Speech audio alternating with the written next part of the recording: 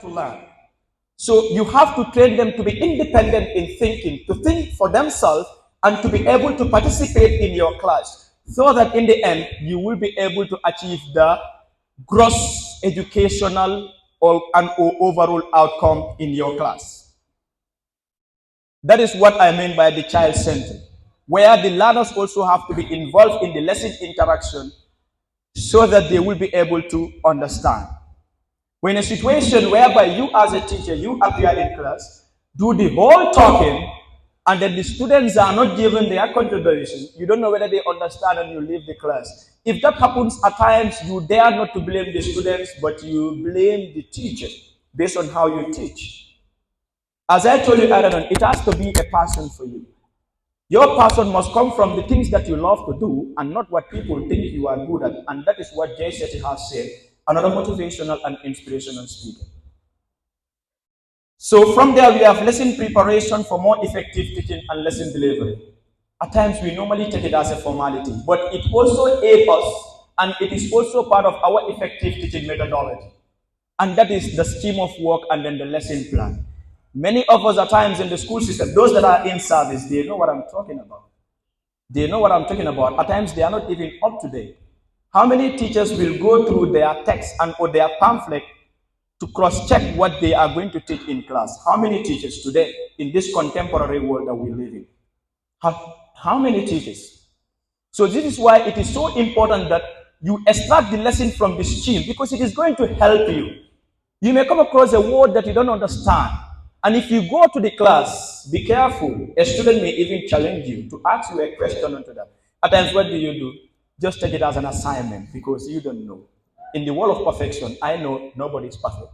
But of course, yes, scheme of work and lesson plan is not a formality. I repeat again, it is not a formality. It aids you in the process. It aids you in the process so that you'll be able to have an effective teaching in class. You are there for the student, not for your own self. So therefore, remember what you taught them today. Tomorrow, they will be able to know whether it is the truth or whether it is a lie. They will be able to know that. They will be able to know in the near future. So we have conduct research extensively in order to broaden your knowledge on the subject you teach in class. Conduct a research extensively. Go extra mile, the subject that you are teaching, whether it is English, government and or history, whether it is geography. Go extra mile. Consult print books, ample print books, and see which of the book contains substance. That will also aid you in the process. You don't just have to depend on one book. If you are a geography teacher, make sure you conduct a research extensively because you are to be well taught and well equipped when it comes to geography. And let me tell you one thing. No man is an island. That is what we normally say, not so, and no man stands alone. But in class, the students think to themselves that you are an island of knowledge. And you are expected to know everything according to them. And of course, you have to show it to them that you know the subject to your fingertip, that you can teach it up to expectation. So therefore, you have to conduct research extensively. Today, we have advancement of technology. You have the print books. Not only that, the internet, to go and then conduct a research to be able to help yourself for your own personal growth at times. You are a teacher doesn't necessarily mean that you don't have to read. You have to read. You can have your own universities at the corner.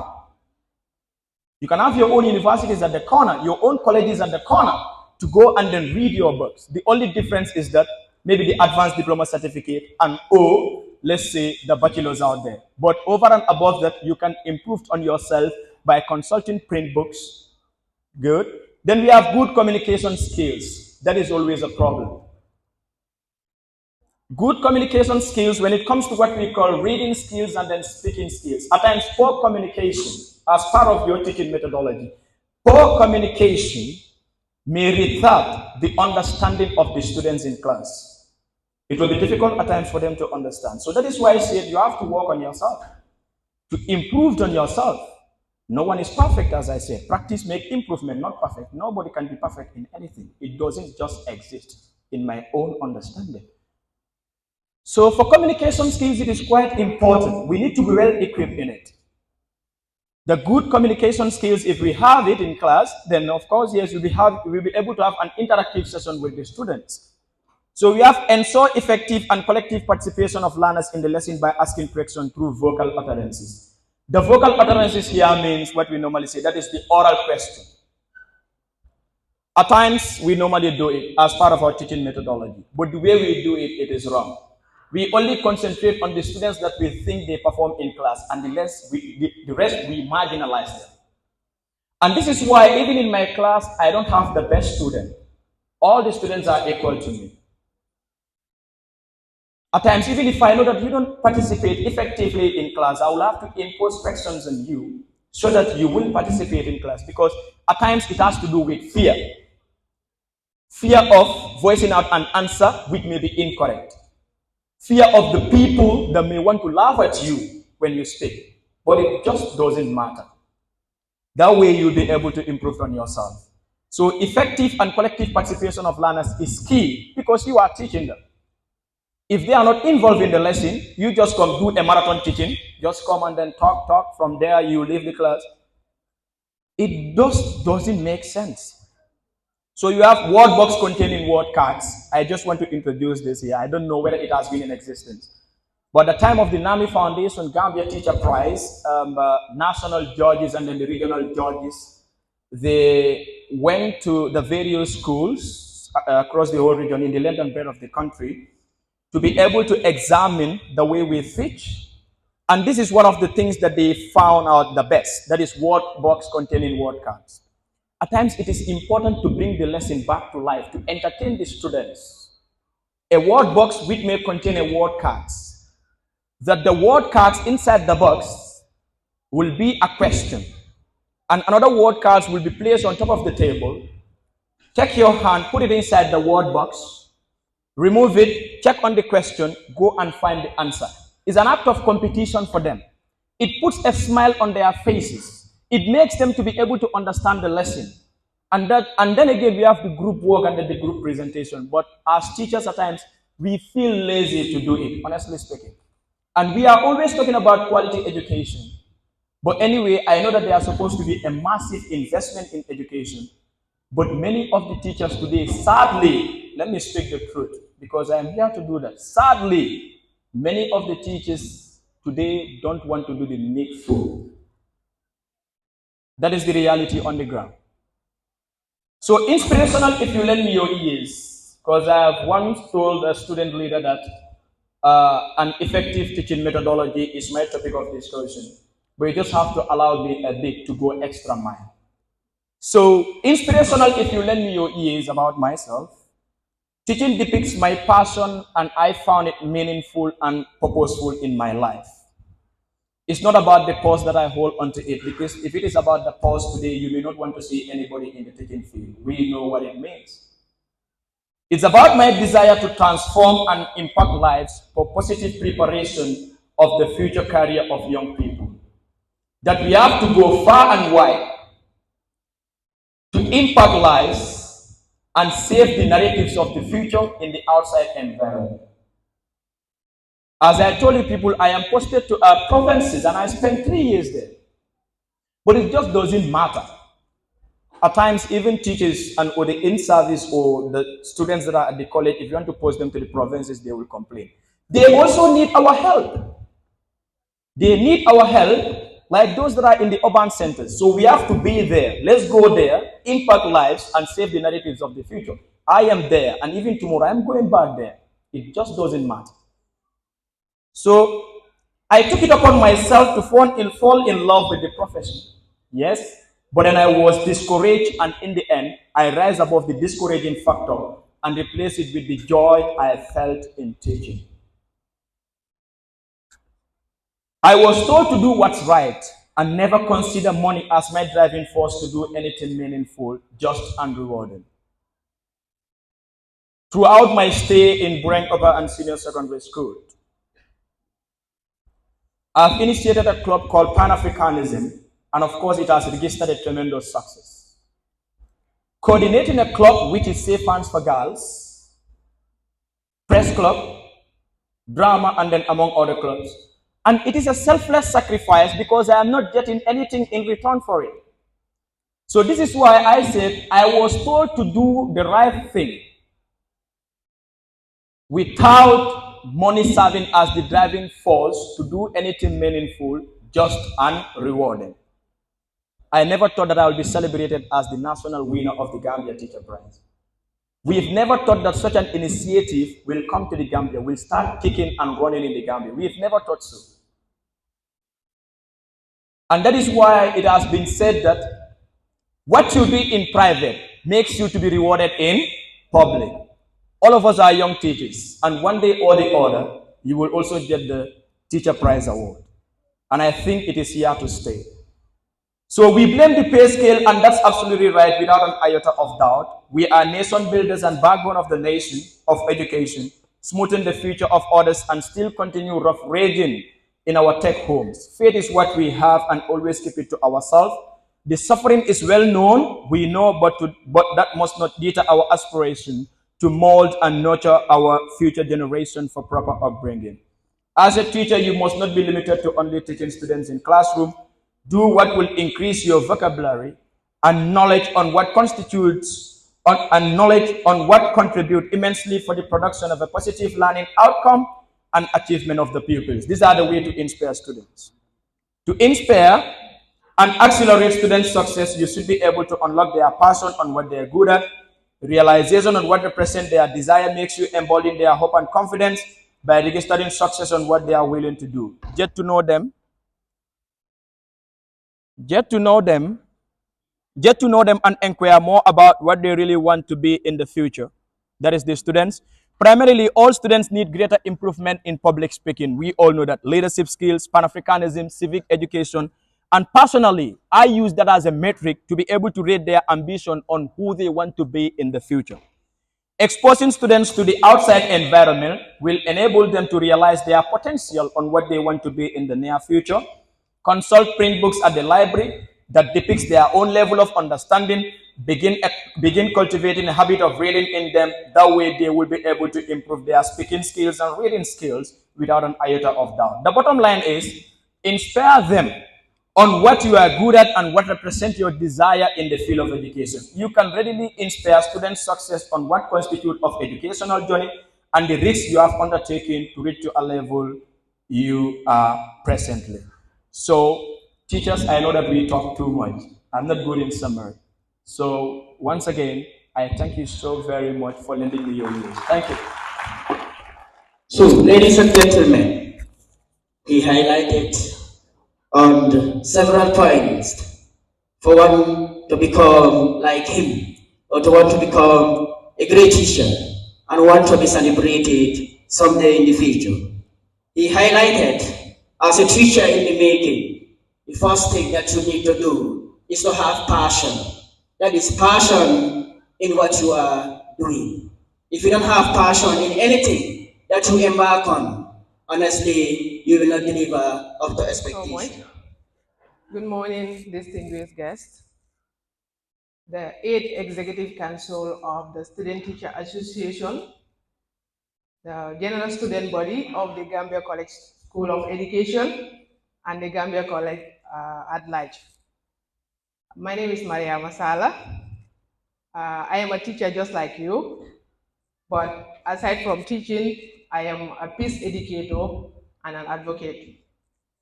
So today, it is with great pleasure and honor that I stand before you to discuss a topic that is not only pertinent but crucial when it comes to education, which is peace and mental health. When we talk about education, it is broad, it includes a lot of things, And it is not just about going into the class and delivering your lesson and that's it. But teaching goes beyond the four corners of the class. So the topic that is given to me, which is peace and mental health, which is directly related to the teaching field, because as teachers, we directly deal with students who come from diverse backgrounds, who have different ways of thinking. They have different ideas and different methods of doing things. So once we deal with the students, we have to understand their emotional well-being. We also have to be able to resolve conflicts that arise within and outside our classrooms as teachers. As we gather here during this student week under the theme, Building an Inclusive and Equitable Education, it is evident that education plays a pivotal role in shaping the future of any nation. Today, we delve into the profound connection between peace, mental health, and education, exploring how these elements intertwine, because we know that education, peace, and mental health cannot be separated. We explore how these elements intertwine to create a harmonious society where every individual can thrive and contribute positively. Peace is not merely the absence of conflict, as some people might think, but a state of harmony that is achieved through understanding, tolerance, and respect for one another, which most of us as teachers, we preach inside the classrooms, we preach these things within the school settings. In a world plagued by various forms of unrest, be it social, political, or environmental, peace cannot be attained without addressing the underlying issues of mental health. So it means peace and mental health are related, and these aspects are really important when it comes to the educational setting. However, true peace cannot be attained without addressing the underlying mental health challenges that individuals face. Mental health is often overlooked yet profoundly impacts one's well-being and ability to effectively deal within the society. So as teachers, it is our responsibility to understand the students that we deal with within our schools or within the communities as well, because education is not only in the school. So it is our responsibility to understand who these students are, what they are going through, and their needs as well, so as to make sure that we are in the same line when it comes to teaching and learning. Education serves as a powerful tool in promoting both peace and mental health by imparting knowledge, instilling values of empathy and compassion, and nurturing critical thinking skills. Education equips individuals with skills necessary to navigate challenges constructively. Moreover, education plays a vital role in raising awareness of mental health, reducing stigma, and providing access to support services for those in need. As a person, personally, I think that when it comes to peace and education, there is no better person that can do it that is better than the teacher, because these teachers have a critical role that they play in the student's life. Because one day or the other, you might come with different situations in your class that are either related to conflict or mental health. And it is your role as a teacher to be able to deal with these situations positively so as to make sure that you have an amazing class, just like the award winner rightly said. As future educators and leaders of the Gambia, each one of us holds immense potential to drive positive change within your communities by embracing the principles of inclusivity and equity in your educational practices. So we must be able to include everybody that we deal with in the class, not necessarily segregating or isolating a particular group of students based on who they are or where they come from. You can create safe space where diversity is celebrated, differences are respected, and every individual feel valued in your class. So as teachers, it is our responsibility to make sure that we build the self-esteem of the students within our class. How do we do that? We must include all the students that are in the class because they are the reason why we are there. Through your actions and words, you have the power to inspire others to champion peace building efforts and prioritize mental well being. So sometimes when you go to some schools, you will see that teachers are doing a really great job by establishing different clubs. Sometimes we have peace clubs. Like I started teaching in 2019, and I was able to create different peace clubs in each of the schools that I find myself. And if you are a teacher and you are able to create those things in the school, you are helping yourself, number one. You are also helping the students. You are as well reducing the burden on the administration because we know that teaching involves every staff in the school. Even the cleaners are involved because when student issues arise, everybody is involved. And when that happens, when you are able to fix these situations, it means you are not necessarily putting so much burden on the administration or the school or other staff. But once you are able to help solve these situations within yourself and you're able to build the capacity of students to also help themselves and help other people, other students, it makes the work easier for all of us. Teachers have the power to create a safe and protective environment within the classroom, which is essential for peace and positive mental health among students. By fostering a sense of belonging, acceptance, and respect, teachers can help students feel secure and valued. This environment encourages open communication, reduce stress levels, and cultivate a sense of community among students. So we know that when students leave their homes, some of them are really not comfortable, whether they are staying with their parents or they are staying with their guidance. We know that. Some of us have gone through those situations. But once you are in the school, we believe that the teachers should be able to make you comfortable. The teachers should be able to make you feel relaxed, valued, and respected, regardless of who you are.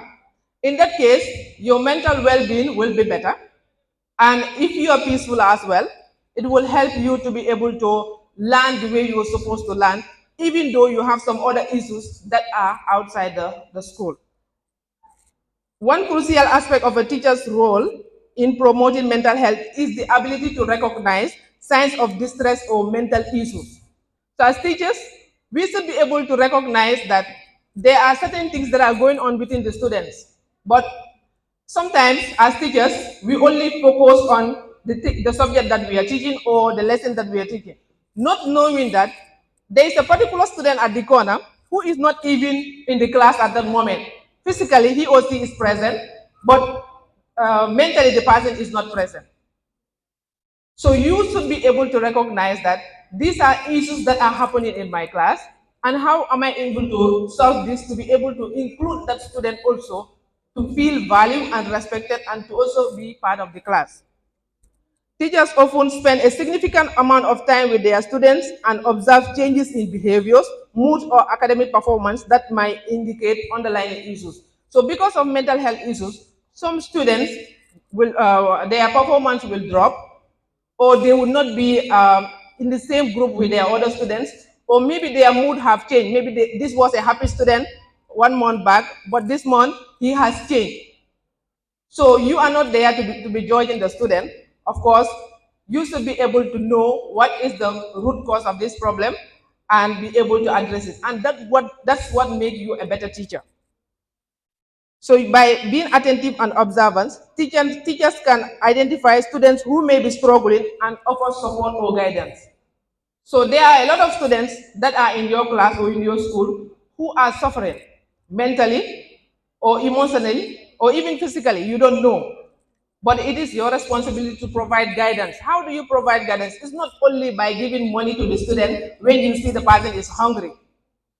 Sometimes, as a teacher, you go extra mile by going to the child's parents, know the environment that the child is living at. Possibly, that is something that is affecting the mental health of the person. So once you're able to do that, you will be able to know the steps that you will take to make sure that this student has a very good mental well-being and this student stays in a very comfortable environment and this child is a child that feels valued and accepted by the society and by the school at large. So at the end of the day, you will see some improvement in the child. Educating students about healthy coping strategies for managing stress, anxiety, or conflict is another vital role that teachers can play in promoting mental health. By teaching resilient skills, problem solving techniques, mindfulness practices, or relaxing exercise, teachers empower students to deal with challenges effectively and build emotional resilience.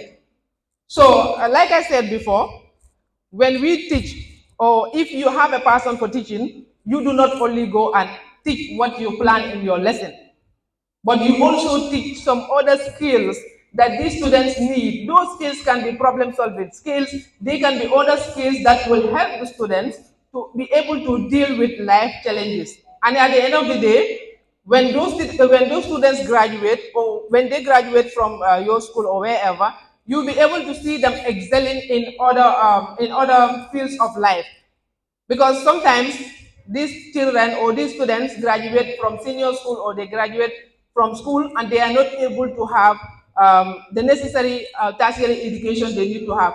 But some of the things that we teach them at school, or some of the ways in which we help them maintain their positive mental well-being, will help them to be able to find themselves in other fields of studies. So as teachers, breaking down the stigma surrounding mental health is essential for creating a supportive environment where students feel comfortable seeking help when needed. Teachers can facilitate open discussion about mental health topics, provide information on available resources or support services, and help encourage behaviors among students. So these are all things that we can do as teachers in order to help our students. While teachers play a crucial role in supporting student mental health within the school setting, collaboration with mental health professionals is essential. Establishing partnerships with school counselors, psychologists, or external mental health providers can ensure that students receive comprehensive support tailored on their individual needs. In conclusion, teachers are instrumental in promoting peace and positive mental health among students by creating safe environment, recognizing signs of distress, providing emotional support, promoting positive coping strategies, encouraging dialogue on mental health issues, and collaborating with mental health professionals. Their dedication to nurturing not only academic growth but also emotional well-being makes their invaluable contributors to the holistic development of young individuals.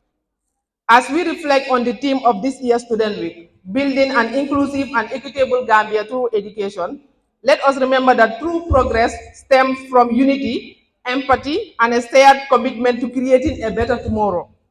By prioritizing peace building initiatives, advocating for mental health awareness, and upholding the values of inclusivity in our institutions, we pave the way for a brighter future for all Gambians. Together, let us embark on this journey towards building a more peaceful, mental and healthy and equitable society for all. So I thank you all and I appreciate your audience.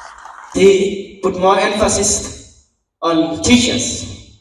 I believe STAR and the organization team, they have to genuinely look at areas that student teachers or teachers in the making are lacking, or that they are not having in the classrooms and they need it. That is what these people are giving us here today.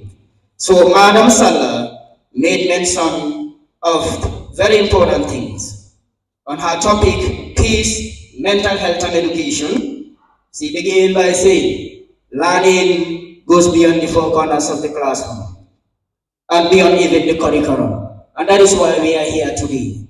She said, don't only be a teacher in the classroom, be a teacher who is innovative, who initiates things, and who helps students imagine and know their potentials, who helps students groom the things, the great potentials that are in them.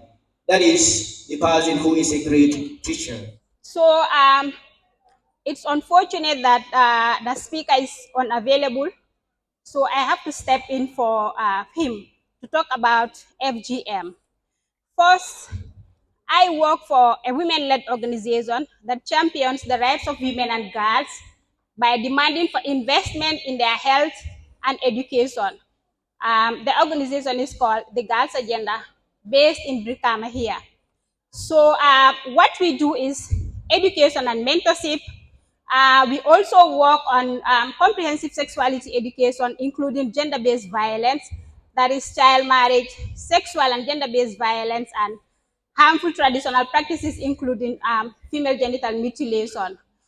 It is a delicate topic, very sensitive, and very controversial. Sometimes people feel uncomfortable talking about it because it is a cultural practice that has been existing in the Gambia for quite a long time. So when you talk about FGM, sometimes people feel offended, or sometimes people feel that you are trying to ridicule their religion or their culture. So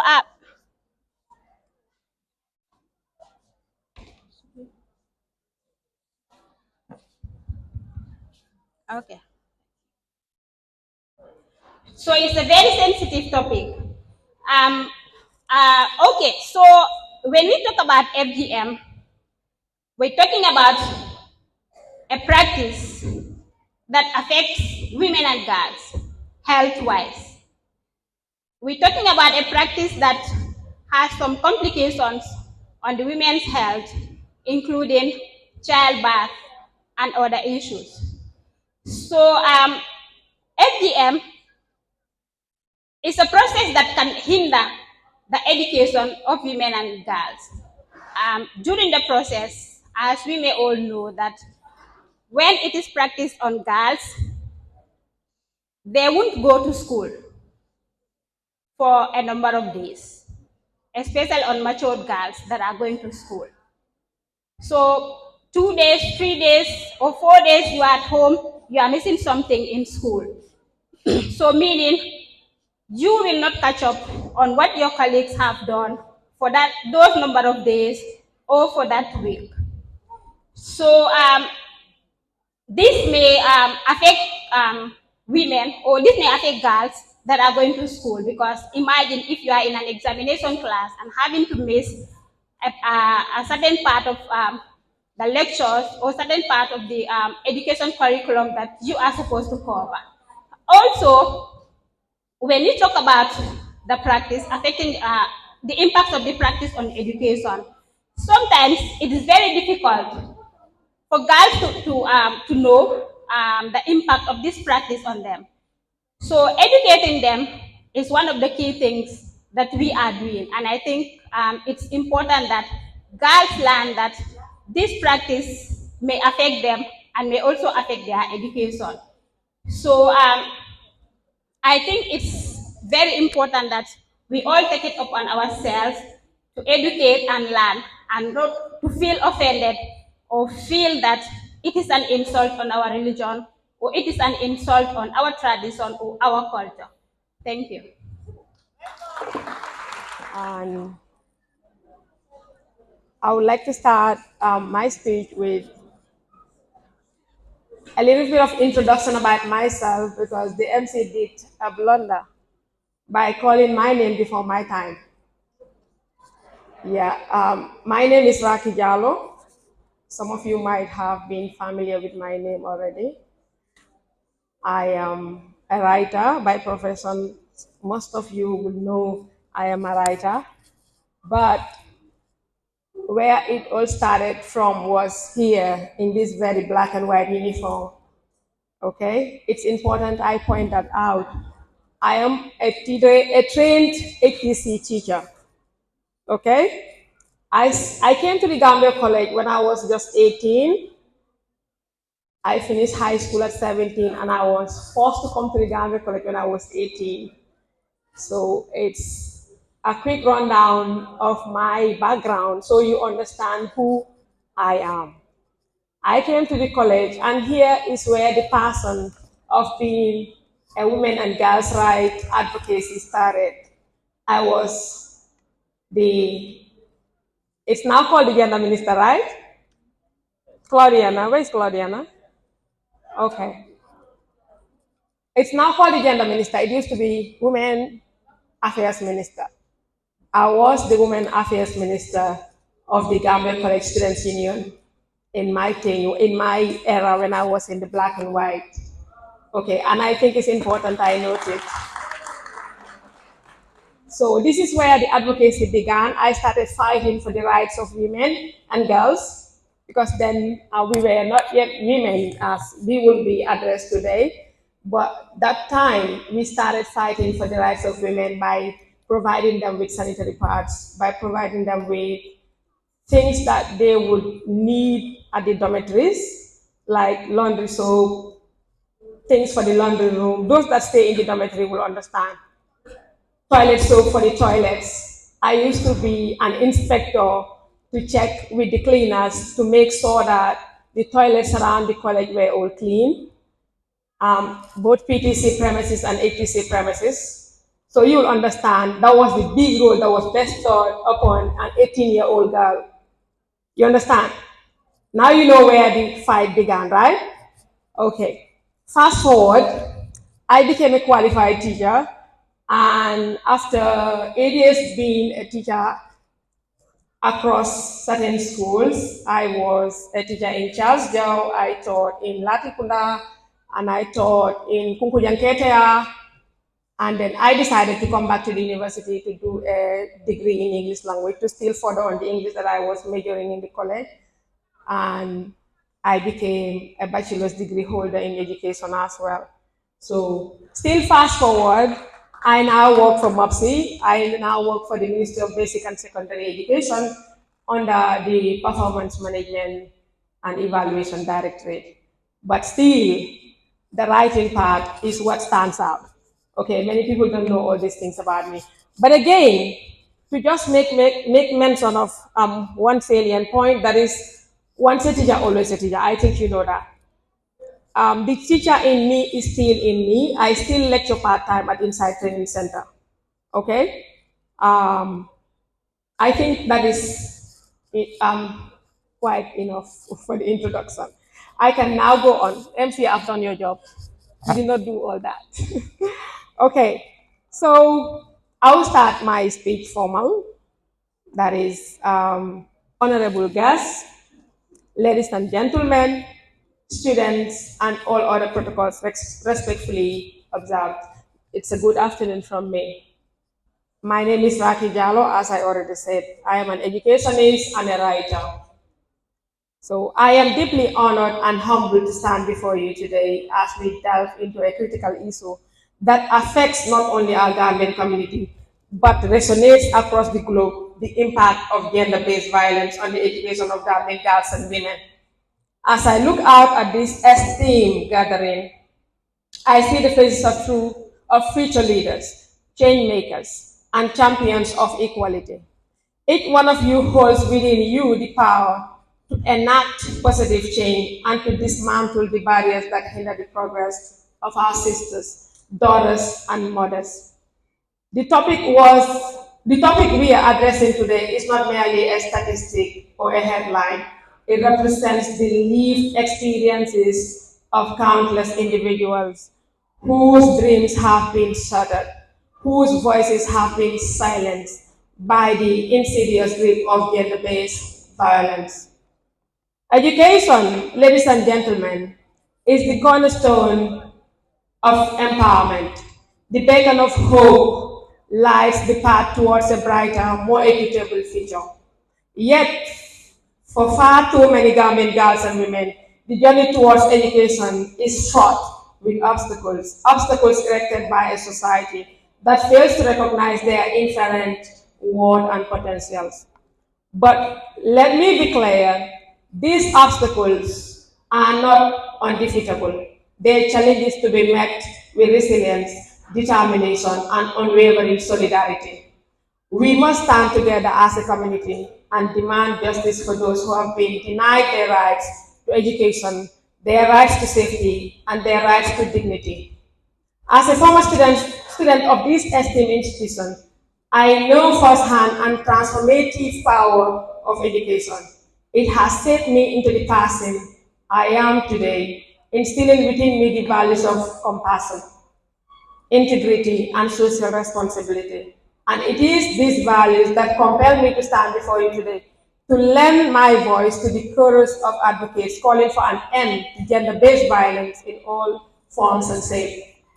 But let me not confine myself to mere words. Let us translate our passion into actions, our empathy into advocacy. Let us work tirelessly to create safe space where Gambian girls and women can pursue their education free from fear, free from violence, and free to dream without limitations. Together, we have the power to rewrite the narrative, to build a Gambia where every girl child, every woman can thrive and fulfill her potential.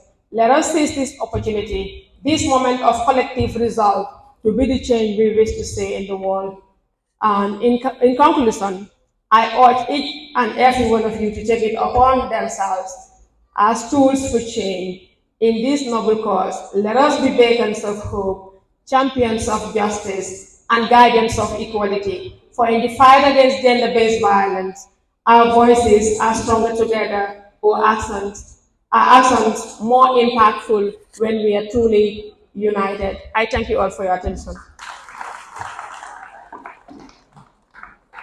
Our voices are strong, we are together. So I believe that is a very powerful slogan. If we are together, we cross bridges, we close gaps, and so many other things. So ladies and gentlemen, this will bring us to the end of the morning section. We are going to have break, a lunch break, and prayers. Please, there is enough lunch for each and every individual present here. Let's do, we have our lunch, pray, and come back. Our voices are strong, we are together. So I believe that is a very powerful slogan. If we are together, we cross bridges, we close gaps, and so many other things. So ladies and gentlemen, this will bring us to the end of the morning section. We are going to have break, a lunch break,